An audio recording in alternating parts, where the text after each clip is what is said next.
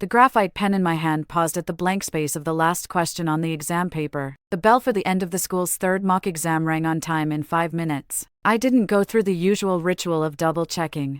I neatly packed away my stationery and flipped the test paper face down on the desk. As I walked out of the classroom, the hallway bulletin board was already crowded with people. That was the ranking from the previous round of tests being posted. My name, Eva, sat at the top with an absolute lead of 40 points over the second place, firmly occupying the first spot. Eva, you actually got full marks on the bonus question this time. That was the original question for this year's statewide qualifying round. The homeroom teacher walked into the office with the report card in his hand, a look of uncontainable praise on his face. I followed his gaze and saw David sitting on the sofa in the office. His face was pale, his fingers gripping a report card covered in red cross marks. Normally, this star student who relied on his family's large donations to the school and consistently ranked among the top 3 in the grade, had fallen to outside the top 100 after this exam, which switched the examiners at the last moment and conducted strict checks on electronic devices. Teacher, I didn't come today to discuss the grades. I placed a pre-prepared transfer application letter gently on the homeroom teacher's desk. The white envelope was sealed with a bold red stamp, and in the target school column, it clearly listed our school's biggest competitor, the top high school in the state for college entrance rates, St. Jude. The homeroom teacher's smile instantly froze on his face. He suddenly stood up, his right hand pressing on the desk, his voice rising a notch. Transfer, Eva. Transferring now means you're giving up the recommendation slot to directly enter a top university through our school. Have you lost your mind? David, who was sitting nearby, suddenly looked up. A flash of astonishment crossed his expression, followed by the unmistakable glee that could not be hidden, spilling from the corner of his eyes. He deliberately cleared his throat, leaned back against the sofa, and spoke with overt sarcasm. Eva, you're first in rank and you're eager to leave. Could it be you already know that once the questions change next time, you'll reveal your true self? Or is it that this time's score was obtained in a suspicious manner from the start? I didn't spare him a single extra glance. I looked at the homeroom teacher and pulled out a stack of pre-printed A4 papers from my backpack, laying them out on the desk. They weren't my study materials. They were the seating distribution charts from the past year for each major exam, showing the overlap of wrong answers among David and several specific students, with an astonishing 91.3 concordance. Teacher, this is data analysis I prepared for the Academic Affairs Office. In the past 5 exams, certain people's score fluctuations perfectly match the timing of internal question bank updates, and this time, the question bank was provided by a third-party confidential organization, and the results are obvious. I pointed to the downward-sloping line on the data chart, with the name at the top clearly being David. David's face instantly drained of color and turned pale, like his trousers were on fire. He jumped off the sofa and reached for those documents. You stop slandering here. You're lying. I managed to snatch the materials back into my bag just before his hand touched the papers. I looked at the homeroom teacher's completely somber face, and the doubt flickering in his eyes. I knew the house rules here. Without real evidence, reports would be suppressed by the school board.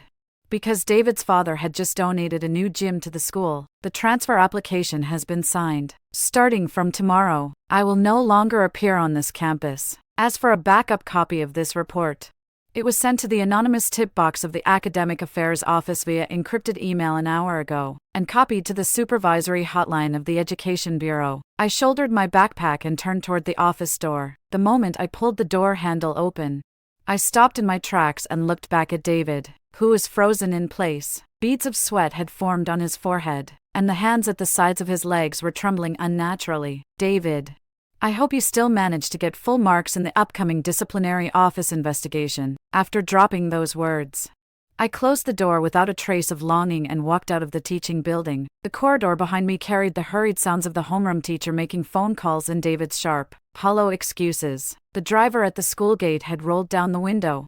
The final step of transfer procedures had been sealed, and the first timed bomb I left behind in the school, steeped in the smell of copper, had begun its countdown. Back home, the computer screen flickered with green light.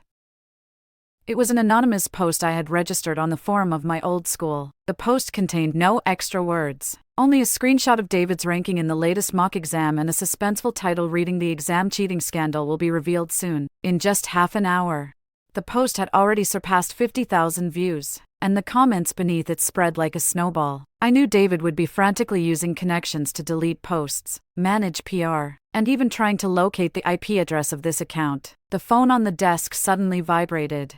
It was an unfamiliar number with no name. When I answered, David's lowered, irritable breath came through. "Eva, you think you'll be fine once you get to St. Jude. I'm telling you, after you left, I'll make sure you can't stay a day at your new school. You just wait." I didn't say a word. I just listened quietly as he finished his threats and then pressed the end record button. I dragged this audio file directly into a folder named Evidence Chain B. "See you tomorrow, David," I whispered to the empty room, then closed the laptop. At 7 in the morning, the morning sunlight filtered through the blinds, casting cold lattice patterns on the wooden surface of the desk. I neatly folded 2 sets of washed-out blue original school uniforms, tucked them into the bottommost storage box, and snapped the latch shut with a reverse grip. From today on, these items bearing the old school emblem would be completely phased out of my life. A crisp notification chimed from the tablet on the desk. It was a confirmation email from the new school, St. Jude, showing my new student ID, class assignment,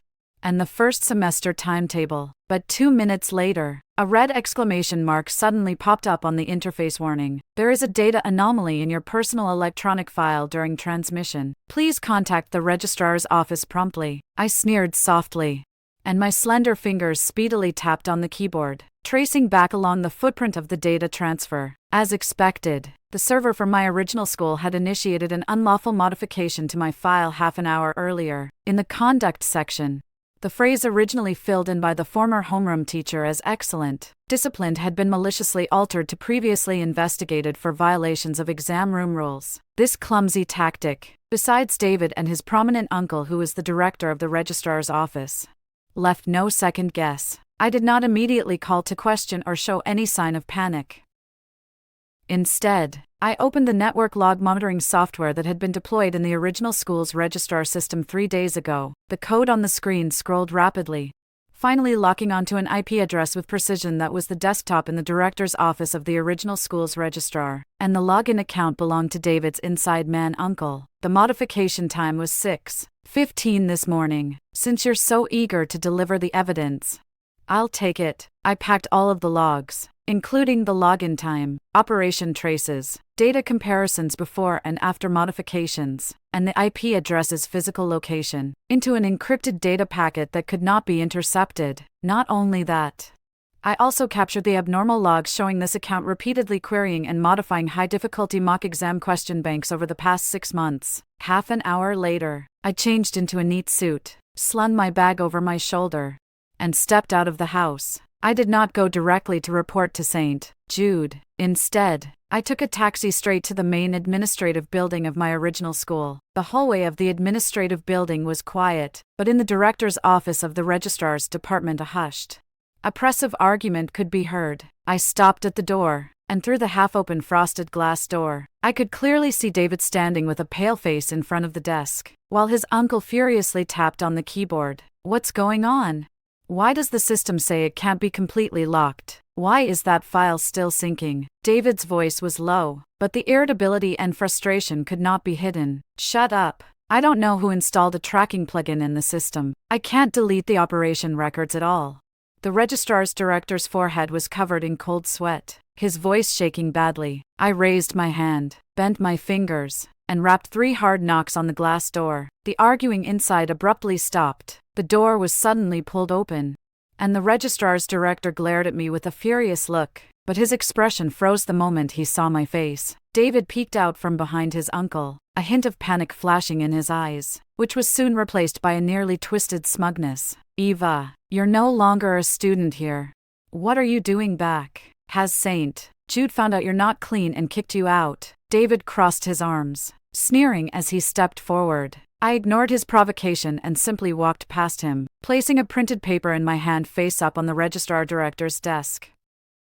The very top page is the real-time screenshot of him just tampering with my file in the system, and the name and IP address of the operator underneath have been circled emphatically with a red pen. 2 things. I looked at the dean whose face had instantly turned pale, and spoke with a calmness that carried no ripple. First, immediately restore my file to its original state and complete the formal transfer to St. Jude. Second, go to the principal's office and explain clearly what you just did. This is illegal interception of the school's network data. This is illegal. The dean pounded the table with feigned swagger, attempting to suppress me with intimidation. Is that so? Then perhaps we should let the principal see who, half an hour ago, used their position to maliciously smear the transfer student's file. And while we're at it, let the principal see who, in the past half year, before every statewide exam, logged into the question bank server with the same account and downloaded the set of papers that were originally absolutely confidential. I pointed to the second page of the printout. It clearly and explicitly listed every time David had risen to dark horse prominence in his exam results, and the times the question bank had been illegally accessed. David swayed, his face turning as white as paper in an instant. He stared fixedly at that sheet, his breathing becoming incredibly rapid. This is impossible. How could you have this? If you don't want people to know, you mustn't do it yourself. I put away my phone, the screen now showing a scheduled email in the process of being sent. The principal should have received a copy of this report about 5 minutes ago. If I were you, I wouldn't waste any time yelling at me. Before my words settled, the internal line in the office suddenly rang. The sharp ring sounded especially jarring in the quiet office. The dean trembled as he picked up the phone, and instantly the principal's roar nearly blew the roof off the place from the other end of the line. Come to my office, now. Bring David. The dean, having hung up, slumped back in his chair, his eyes on me as if I were a monster, and David gnawed his teeth hard, his knuckles whitening from the grip, the hatred in his eyes almost turning to substance. I gracefully fixed my collar, gave them a small smile, and said, I hope you two enjoy your time in the principal's office. Additionally, St. Jude's administration has already been waiting for my clean file. Don't make me wait too long.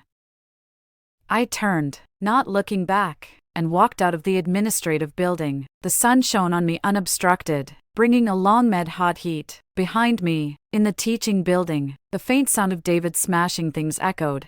But to me it was nothing more than a final wail of a hounded dog. When I got on the bus to St. Jude, the red exclamation mark on my tablet had disappeared, replaced by a green notification. Archive transfer completed. Overall assessment perfect. Welcome to St. Jude. St. Jude's tall wrought iron campus gate clanged shut behind me. The buildings here are cold Gothic style, with ivy climbing the blue-gray brick exterior, and the air thick with an almost oppressive academic atmosphere. The students in the corridor moved with hurried steps, each clutching thick original English texts or data model sets. Here the lineage doesn't matter. Only absolute ability does. I slung my bag over my shoulder and headed straight to the competition administration office on the 3rd floor of the administrative building. Since I had to sever completely the original schools and David's encirclement of me in the academic circle, I must, on this new territory, obtain the fastest and most top-tier core discourse power. Eva, are you the student who just transferred today? The chief coach in charge of the state Olympiad mathematics competition, Mr. Jenkins, looked up. He removed his horn-rimmed glasses and furrowed his brows as he looked at the application form I handed over. The office smelled strongly of coffee, and the whiteboard on the wall was densely filled with complex topology formulas. With only the last 10 minutes left before the internal selection for the state finals, he said, and our spots are already full. Next to him, a former top student from the original school, a boy named Chris, looked up with a hint of arrogance in his eyes and said, transfer students. St. Jude's competition class isn't something you can just enter by winning first place at an ordinary school. I didn't bother with lengthy explanations of my achievements at the original school. That would be meaningless. I stepped forward, pulled a black whiteboard marker from the tray. This Poincare conjecture derivative problem on the whiteboard. Have been stuck on it for 3 days. Right. My voice wasn't loud, but it was clear in the quiet office. Mr. Jenkins's expression changed in an instant. The support from the table made him sit more upright. I didn't pause for a moment. The whiteboard marker scratched crisply against the paper-clean board, cutting away all the tedious intermediates. I directly invoked the realities of nonlinear calculus, compressing the derivation that would normally take 3 pages into 5 core steps. When the final stroke landed in the bottom right corner of the whiteboard, yielding a perfect limit approaching 0, the office fell into dead silence. Chris sprang up from his seat with such force that he knocked over a nearby mug. He stared fixedly at the derivation on the board, his lips trembling.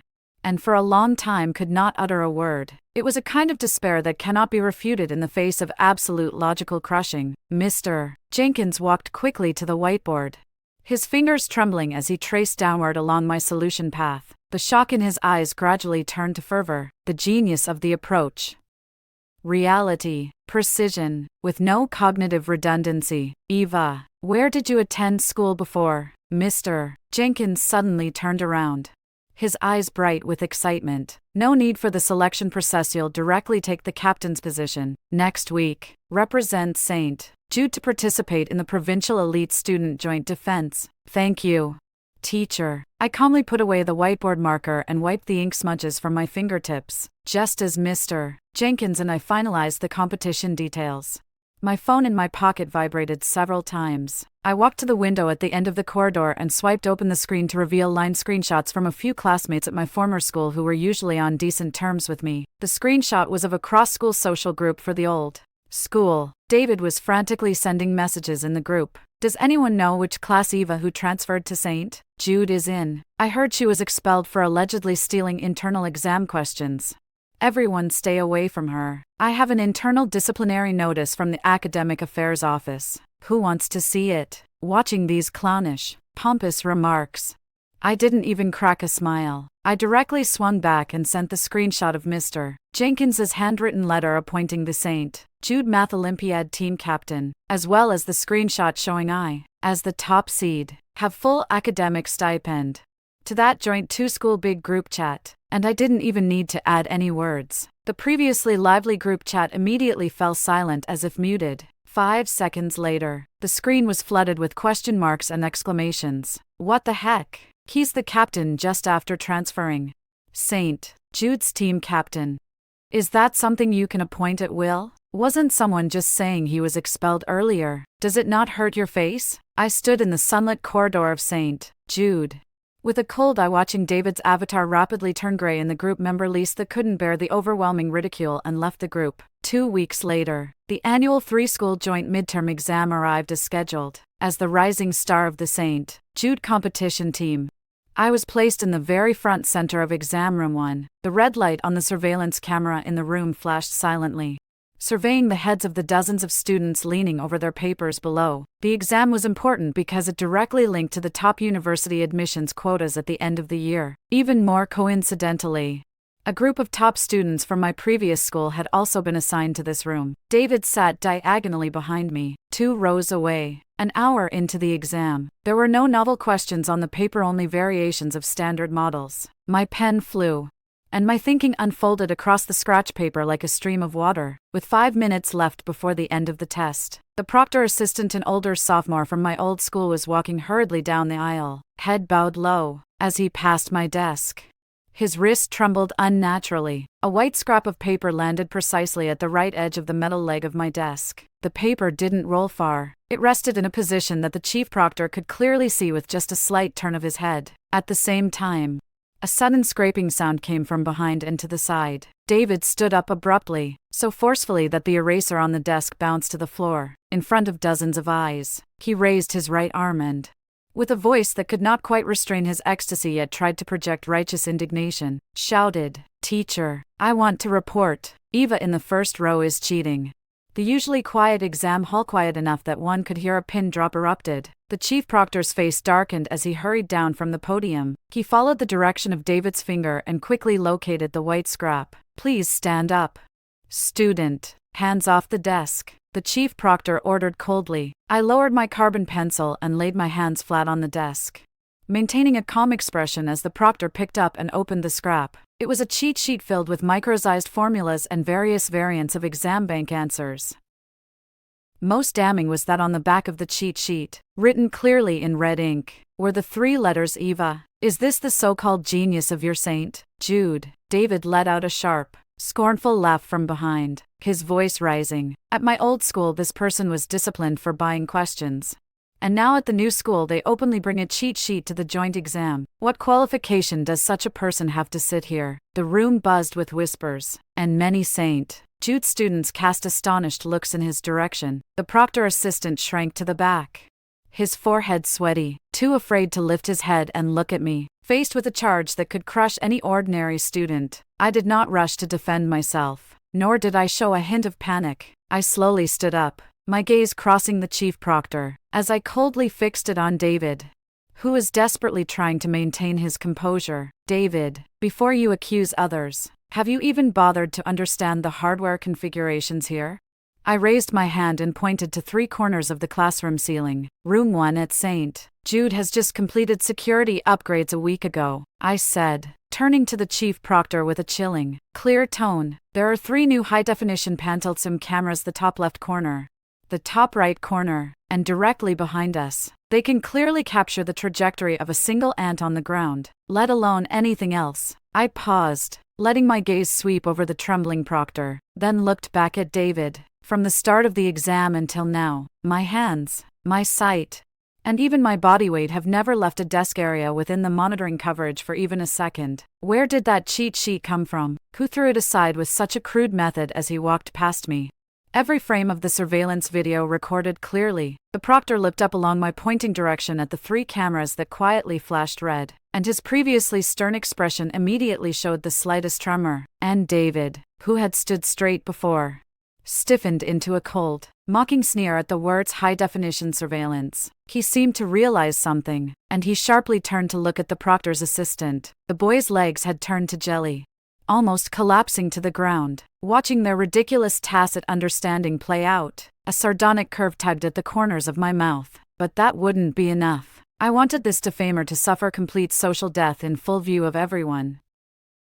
Moreover, I said, fixing my gaze on the cheat sheet in the proctor's hand, since there's a report to be filed, why don't we apply for an on-site evaluation right now? The chief examiner immediately used the intercom to call the inspection team. In less than 3 minutes, the doors to the exam hall were pushed open, and the grade director and several senior administrative staff walked in with stern expressions. The classroom was filled with a suffocating sense of tension. All exams had been suspended, and dozens of eyes fixed on the podium. Pull up the surveillance footage from the last 5 minutes of the exam just now and project it on the big screen, the chief examiner ordered. Since this was the main examination hall, the surveillance system was directly linked to the multimedia podium. After the big screen flickered, the footage played back with extremely high clarity. In the footage, I was seated in a perfect posture, my hands never leaving the desk or the exam paper. Then the footage began a slow-motion replay. Everyone could clearly see that when the junior year proctor passed by my corridor, his right-hand fingers flicked at a highly concealed angle,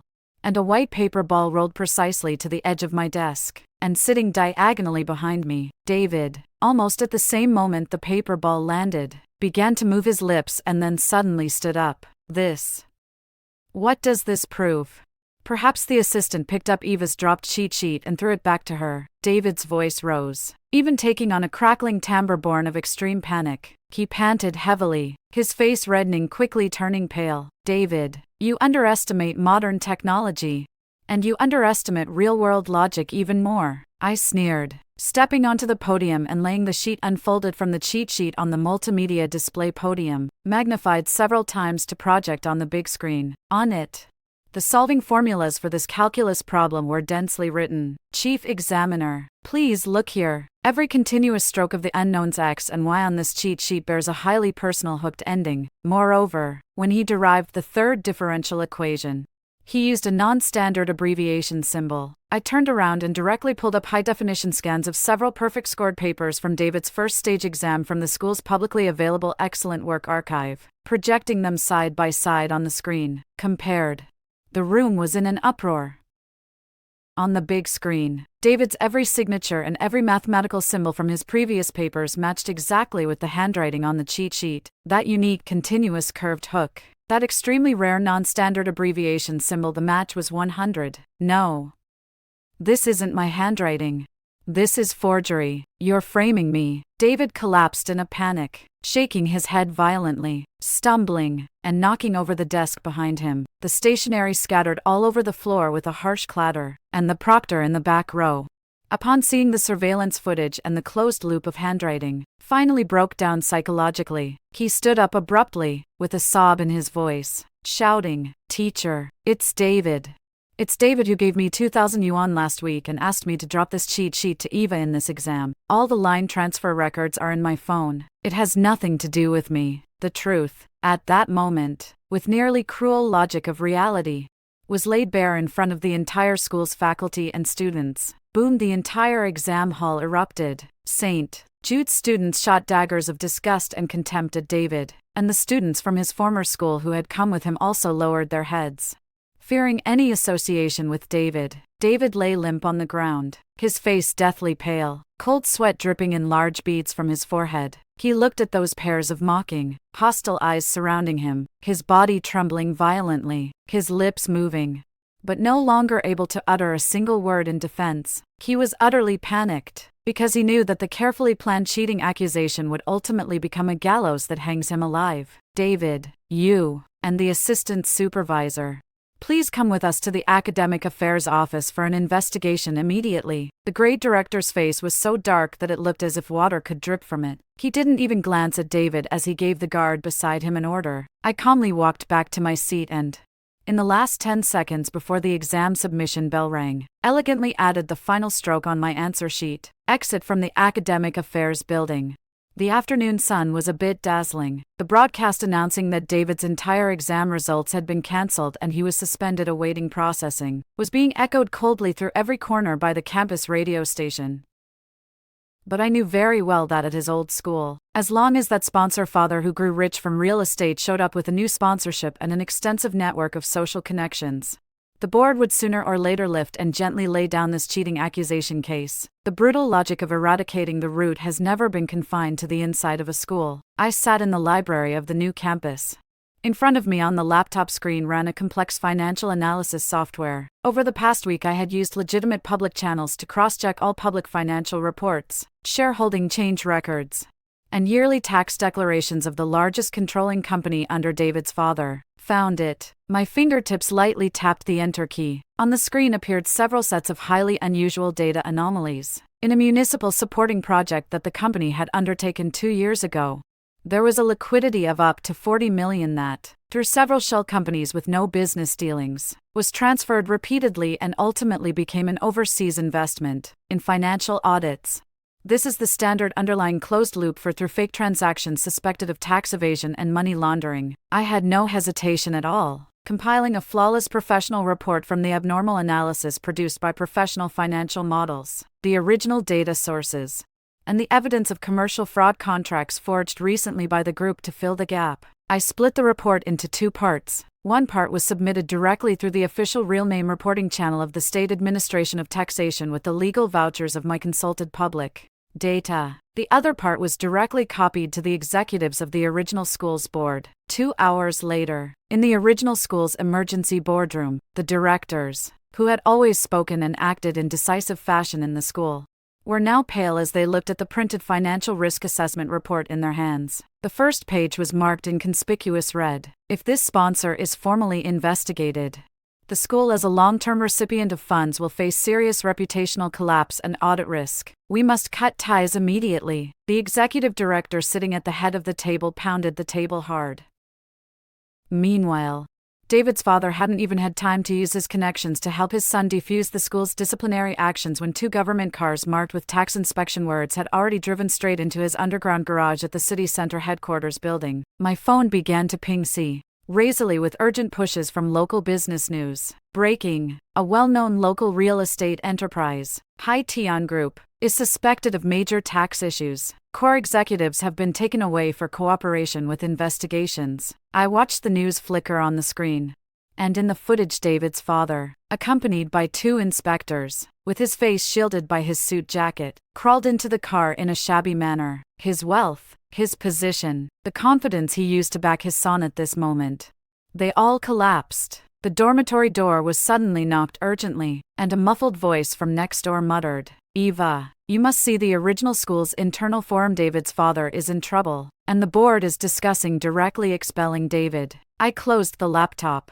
picked up the black coffee on the table, and took a sip. The warm, bitter liquid slid down my throat, keeping my thoughts absolutely calm. The board of directors, those shrewd businessmen, would, upon seeing the tax investigation headline, certainly saved themselves by discarding David at the fastest speed. David's once proud privileged background had now become the first giant stone that would crush him. The news that the Hightow Group was under tax inspection hit like a depth charge, instantly blowing up the circles of both schools. Those followers and sycophants who originally surrounded David at the original school vanished overnight. Yet the deeper a gambler is in a bind, the easier it is to launch the most hysterical counterattack. At 6 in the evening, the campus chat app on my phone suddenly started popping up wildly. In just 10 minutes, dozens of new posts with highly similar formats appeared simultaneously on the anonymous forum of the original school and the joint public of the two schools. Earth-shaking scoop.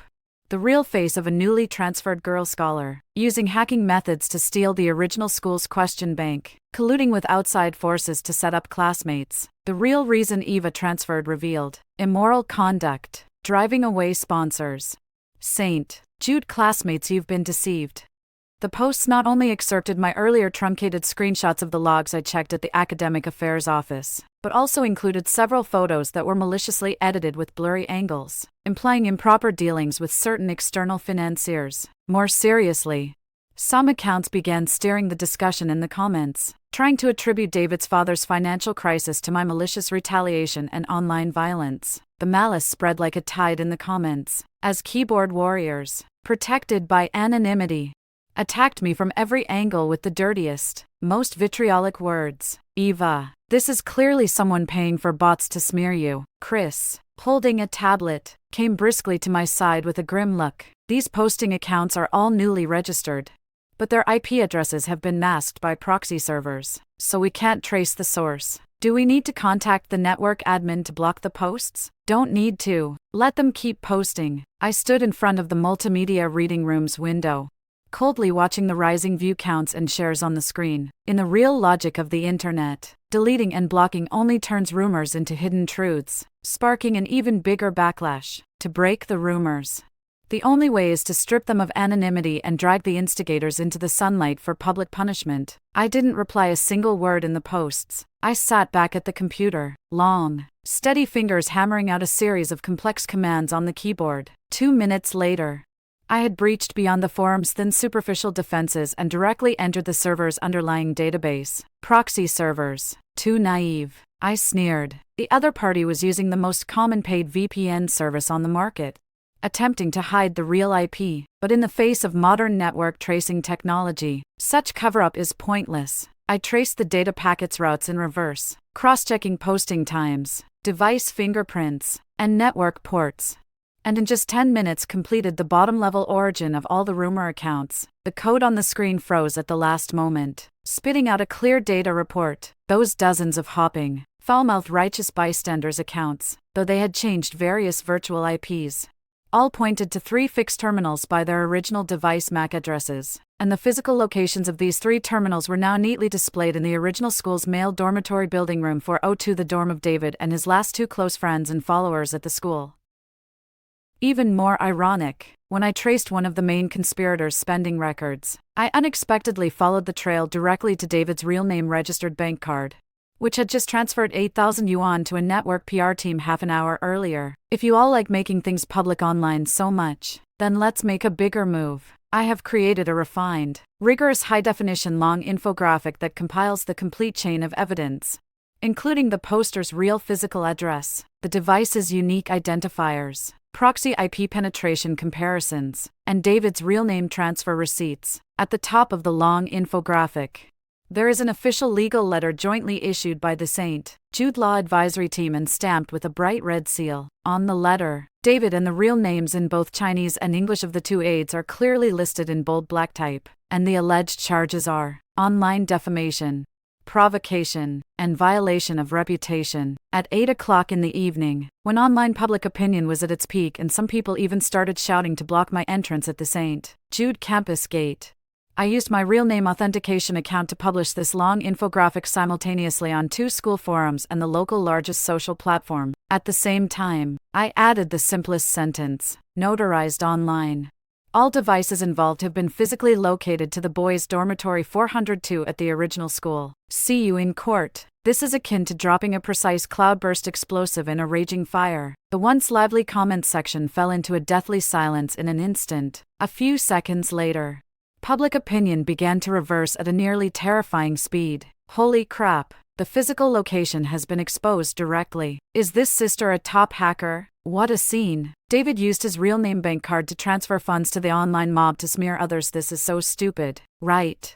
What about those past detractors? Why aren't they shouting anymore? This is a lawyer's letter stamped by a law advisor will be jailed. The storm erupted directly in the original school's dormitory area, according to students present at the time.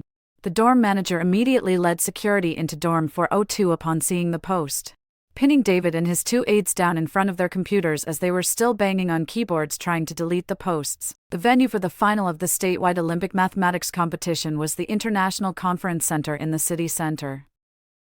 The entire building consisted of towering steel structures and huge UV-resistant glass curtain walls, refracting a cold and mechanical light. The hall was crowded with elites from the state's top high schools, and the air was filled with a taut sense woven from advanced logic and high-stakes competition. The former school, at the last moment, barely retained its eligibility to participate thanks to the strong guarantee from a few remaining board members who had vested interests with David's father. During the suspension, David also sat among the former school's representative team at the bottom. Through a special probation channel, he seemed to view this competition as his only lifeline to turn things around, attempting to prove himself before the judges of the state's universities with his academic results. When I led the St. Jude team into the hall, we collided head-on with the former school's phalanx. David had become noticeably thinner. His tailored suit, which had previously fit him well, now hung loosely on his frame. His eye sockets were hollow, and his eyes were beset by crow's-foot veins. The moment he saw me, his Adam's apple bobbed violently, and his hands instinctively clenched the printed papers in his grasp. His gaze carried a deep-seated hatred and a near-frenzied, allure-nothing desperation. "Eva, don't celebrate too soon." As he passed by, he spoke in a voice only the two of us could hear.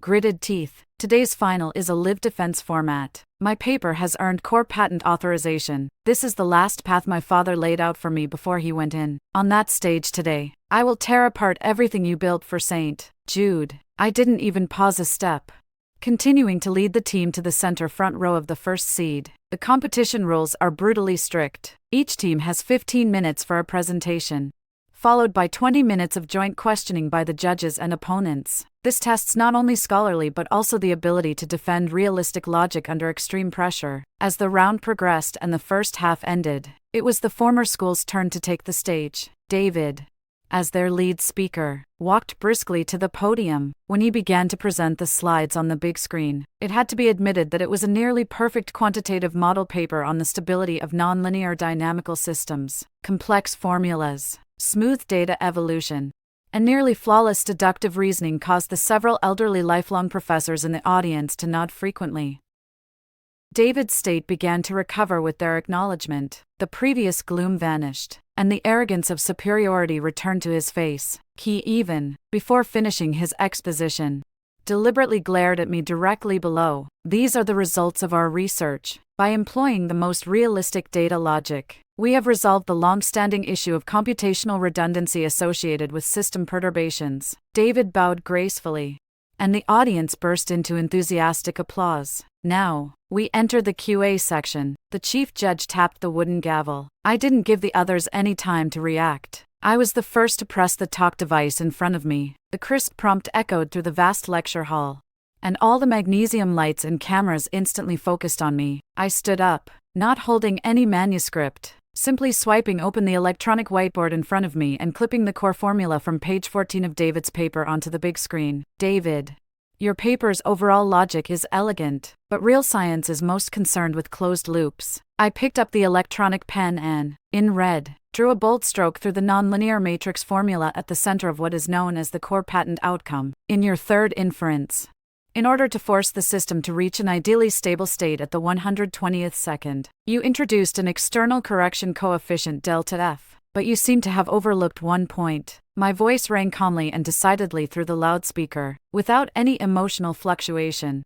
According to the Routh-Hurwitz stability criterion, when your initial control variable approaches the critical value, this correction coefficient will cause the roots of the characteristic equation to drift directly to the right half of the complex plane. I set down the electronic pen, Hands braced on the table, my gaze as sharp as a blade piercing David's role on the podium. Simply put, you manufactured an illogical paradox at the bottom of the formula's logic in order to obtain a perfect experimental conclusion. This system in reality would not stabilize. On the 121st second of operation, it would undergo an irreversible, thorough collapse. May I ask, how does your so-called core patent pass empirical testing when it is fundamentally unsolvable?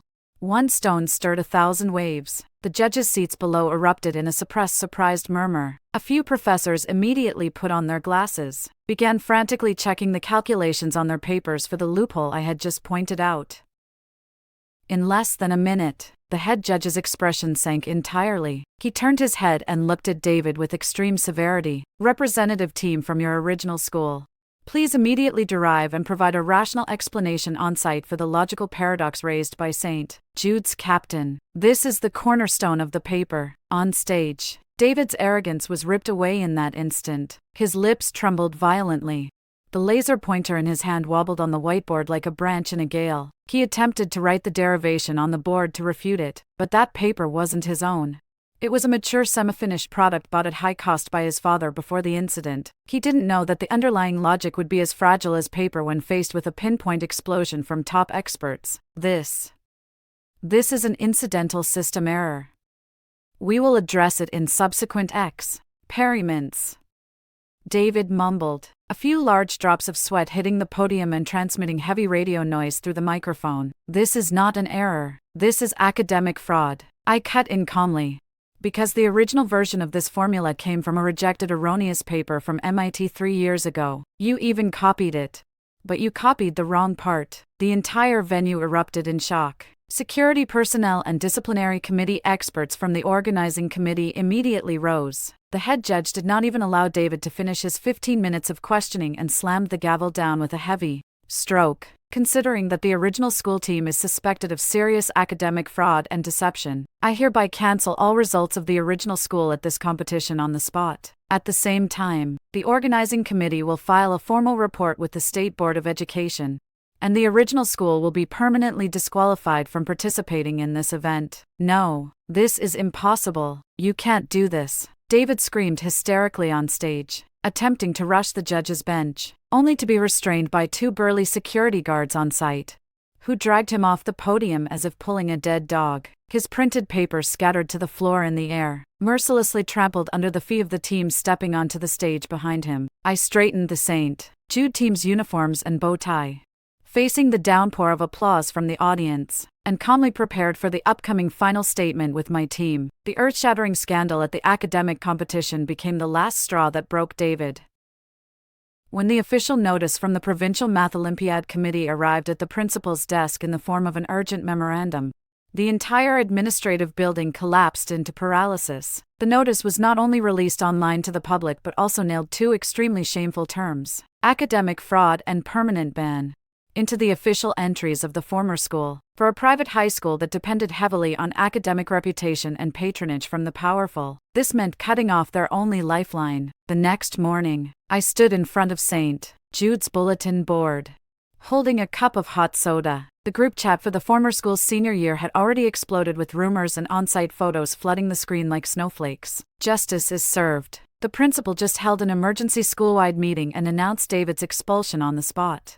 Not only expelled, the guaranteed admission to that Ivy League school he had secured has been formally withdrawn by the admissions office of that school. Look. Someone captured a photo of David arguing with a staff member from the Academic Affairs office in front of the administrative building. I casually opened a video his classmates had sent. In the video, a cold security line had been set up in front of the former school's main administrative building. David stood on the steps, visibly numb, still wearing the former school's uniform, but the school emblem on his chest had been violently removed, leaving an unsightly dark stain. He was gripping a red-typed document tightly and was shouting hysterically at the grade sponsor who usually doted on him. "Why should you strip away my guaranteed admission? I and my father donated a building to the school to get that. You're tearing down the bridge after crossing it." David's voice, extremely furious and desperate, had already become hoarse, sounding like a dying trapped animal. "Student Gao, please watch your words." The grade sponsor rose to a formal, icy demeanor, stepped back, and directed the nearby security guards to shield him. Tian Group sponsorship has been frozen by the authorities due to suspected illegal funds. Your father is now in dire straits and cannot fulfill the sponsorship agreement. Moreover, you openly cheated in the provincial competition, causing the school enormous reputational damage that hasn't been seen in 100 years. Although the board of directors has not pursued legal responsibility against you, that is the greatest mercy. Please leave the campus immediately. The guards walked up unmoved, roughly snatching David's entry pass and shoving him out of the school gates. The heavy reality in that moment became the sharpest blade. The privileges, wealth, and the aura of being a sponsor's son that had surrounded him all disappeared, and the rules he had used to trample others were now being turned against him with the most precise logic of reality, crushing him completely. While I was watching the video, my phone suddenly vibrated violently, and a number that looked familiar flashed on the screen. I sneered, pressed the call and recording button. The receiver immediately transmitted David's coarse breath, a tinge of nerves, through the noisy environment, with the sound of car horns and wind in the background. Eva. Is that you? Right. You did all this, didn't you? David's voice trembled, no longer as arrogant as before, but instead carried a near-collapse plea and twisted enticement. I admit I framed you earlier in the exam. I shouldn't have bribed that assistant, but I've got nothing left now. My father's company is finished. My guaranteed admission is gone. I've been expelled. Are you satisfied? How can you still let me go? You'll withdraw that lawyer's letter. Go to the committee and tell them it was a misunderstanding. Okay, please, I beg you. I listened quietly to his incoherent pleas, my face unmoved by even a trace of emotion. In the karmic reality, the tears of the weak have never deserved sympathy, especially when this weakling had tried to trample others into the mire with his privilege just 5 minutes ago. David, I've told you, reality cares most about logical closure. I spoke into the microphone, every word clear, cold, and as hard as iron. Your father's financial crisis happened because he crossed legal red lines. Your academic fraud happened because you're accustomed to stealing others through fraud. And your social death happened because you repeatedly used despicable means to smear an innocent person. I did nothing extra. I simply returned your truth to you intact. As for letting you off, I lowered my eyes slightly, looking at my calm reflection in the water glass. Once the judgment in reality starts, there is no pause button. Enjoy the ending you deserve. After saying this, I gave him no chance to continue entangling himself, decisively hung up the phone, and completely added this number to the blacklist. On Friday afternoon, the gate of St. Jude was crowded with people. Several local self-media teams focused their cameras on the iron gate, flashbulbs flashing at irregular intervals. David, who had been expelled from the original school and whose recommendation had been cancelled, was standing in the center of the steps outside the gate in a wrinkled suit. Looking wretched, he clenched a handwritten apology letter in his hands, and the moment I walked out of the campus, he pushed through the crowd and rushed toward me. Eva, I'm wrong. Please sign this forgiveness letter. David's voice was sharp and desperate. In front of countless cameras and teachers and students, he cowed out frantically. The tax bureau and the court people have already come to my house. If I don't get your forgiveness letter for the online defamation case, not only will I have no school to attend, I'll also face custody center charges. I beg you, give me a way out. The onlookers let out disgusted murmurs, and the self-media cameras recorded this absurd, pitched contrition with precision. I stopped, standing 2 steps away on the steps, looking down on him. My eyes were not angry, only a cold indifference that looked at him as if he were a pile of trash. I didn't even glance at that so-called apology letter again, simply stepping back with precision to move myself completely out of the camera's focus. Mr. Gao, please mind your behavior. Any of your extreme actions will be treated as a second threat to the parties involved. 2 professional lawyers from St. Jude's Legal Affairs Department and 2 uniformed guards immediately stepped forward,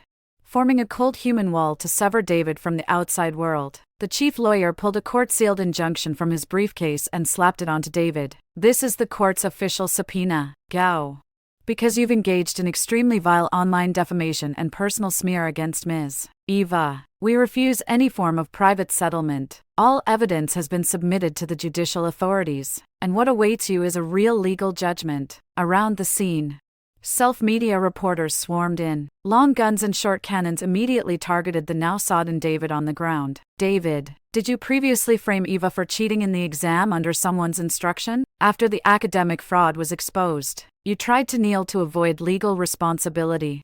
David looked at the cold faces of those media outlets and the sterile, harsh verdict from the legal team, and the whole person collapsed on the cold cement. His ugliness, his abasement, his crimes were publicly punished in the largest possible way through online live broadcast, across the city and society. I did not spare so much as a glance for the defeated man trembling on the ground, escorting by guards.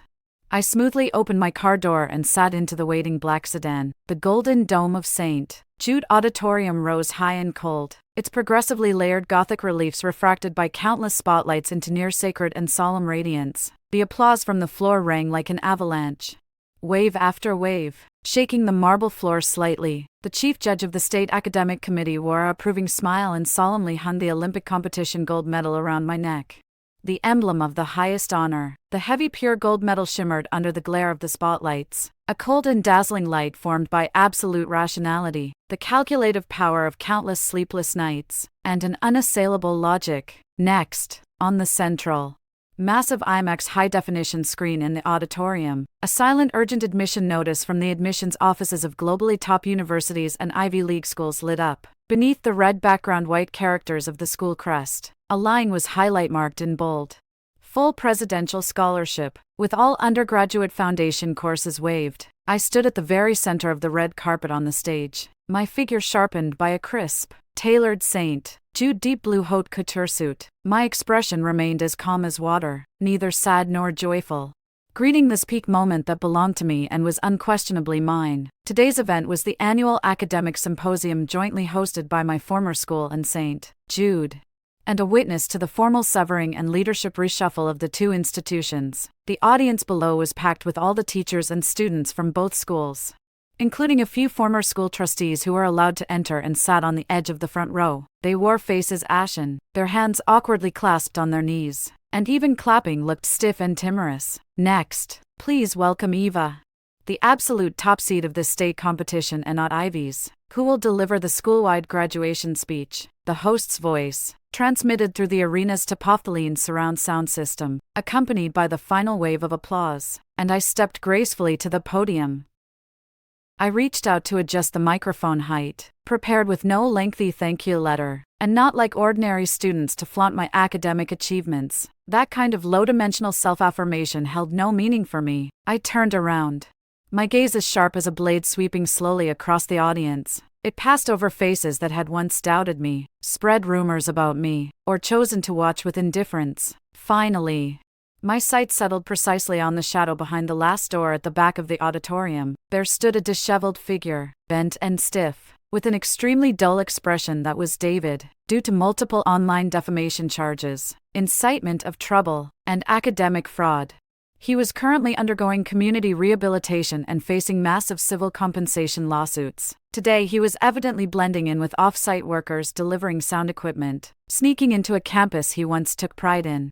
Now one that wooed him. He hid behind the dark crack in the door, staring at me who was bathed in radiant light on the stage. The hatred and madness in his eyes had long since been extinguished under the weight of what remained was a numb, corpse-like hollowness and despair. He looked at the gold medal on my chest. He looked at the Ivy League admission on the screen, and he knew very well that that could have been his as well, if he had not chosen to take the shortcut with the most despicable means. And now, it was a height of reality that he could never reach no matter how long he lived. Before I leave this city for the frontiers of academia, I want to share with every one of you a fundamental rule about real-world logic. I withdrew my gaze, gathered all expressions, and with the sound passing through top-tier audio equipment, clear, cold, and devoid of any emotional fluctuations, it spread to every corner of the grand hall, piercing every ear. Reality is an extremely precise giant calculator, and its underlying code is ruthlessly cruel, never showing mercy, never recognizing privilege. For anyone who tries to fill incompetence with fraud,